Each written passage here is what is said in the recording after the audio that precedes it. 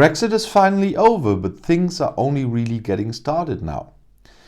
We have been in post-Brexit country since January 1st.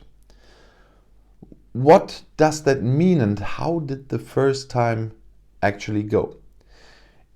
In reality, the first period was better than the worst case scenarios, but still presented enormous challenges for foreign traders, other stakeholders, and the border authorities involved. The main reason is that the first 2 weeks of trading did not fully reflect a normal scenario in terms of the movement of goods and the number of trucks crossing the English Channel. Companies that could board goods in their warehouses had done so at the end of the year. In the past few weeks, we have seen a gradual return to more normal trading volumes, and that is where the problems begin. In this context, let me say that it's not strange that this was happening and that it would have happened independently of the political process. After all, this is the biggest change to customs and border operations the world has ever seen. Of course, due to known circumstances, a short preparation time was definitely not helpful. On the other hand, experts have been saying all along that leaving a customs union and territory has the consequences that we are seeing now. There will be customs borders with certain procedures and of course formalities. It's also clear that companies on either side were unprepared, and not even the companies that had previously traded with other third countries had prepared enough when the United Kingdom became a third country in relation to the European Union.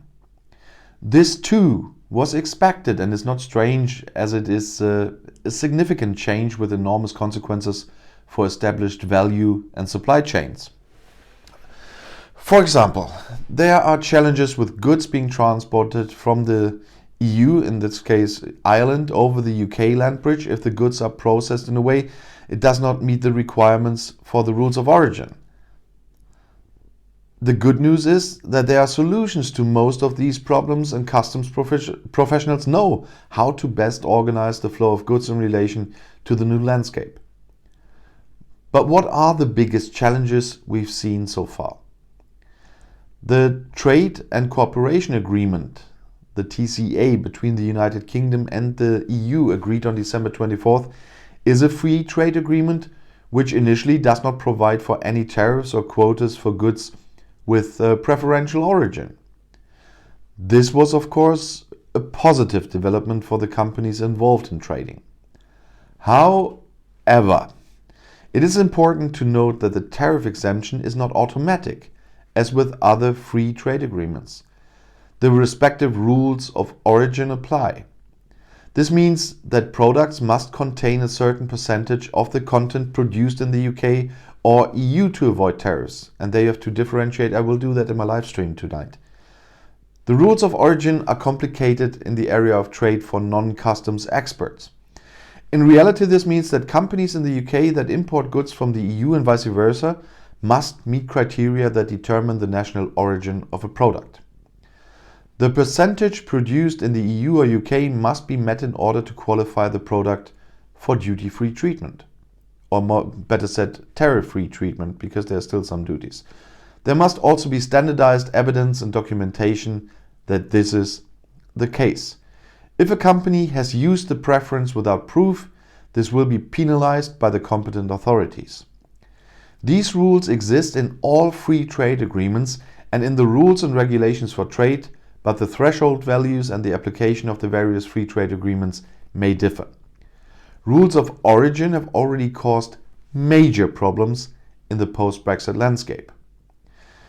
General advice is to seek help from an expert if you are unsure about these rules regarding the type of goods you are trading if you are a trader. There were other challenges too. Some of the government systems involved are not working as well as they should, but not nearly as badly as some people expected. The transit system, including the NCTS, is another challenge. The system was under pressure. The processing of necessary permits and requests for approval of guarantees, etc., were delayed. Transit is an important part of the current UK border operation model as it removes most of the formalities at border crossings. It is important that these challenges are resolved as soon as possible, and I know that people work very hard on them, but it's really time now. There is an obvious lack of capacity in the customs industry. Most intermediaries have reached their maximum capacity and beyond, which means that many foreign traders who have problems with creating customs declarations and supporting documents cannot get the support they need in the market. Some large freight forwarders have temporarily even suspended their shipments on the routes due to the problems of non-tariff trade barriers. You probably saw a video of mine for that. The capacity gap will need to be closed in the coming months as there will be even greater demand for intermediary services or customs brokers when the UK border model, the 3-stage implementation and simplified procedural approach ends on June 31st. It is imperative that more experts be trained in the next 6 to 9 months. We are still in a transitional period. It's still not the normal working case right here. Using the Northern Ireland Protocol with procedures on the Great Britain NI route also presents many problems for businesses. The UK government's trader support service is up and running, offering free services to traders, and they should use that, definitely. Many dealers are already using the service, but there are still numerous challenges to be resolved, including handling PLC requests. In summary, it will get worse before it gets better. There is light in the tunnel, however. The customs expert industry is working side by side with the government institutions involved to improve the foreign trade work, as well as we all know that developing trade is the most important part of financial recovery after the pandemic. It is important that the UK government now also take the next steps to develop new and simpler border procedures.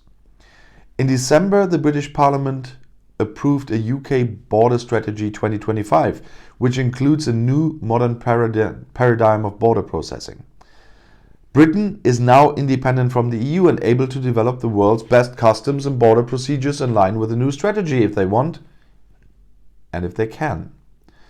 This work should start as soon as possible.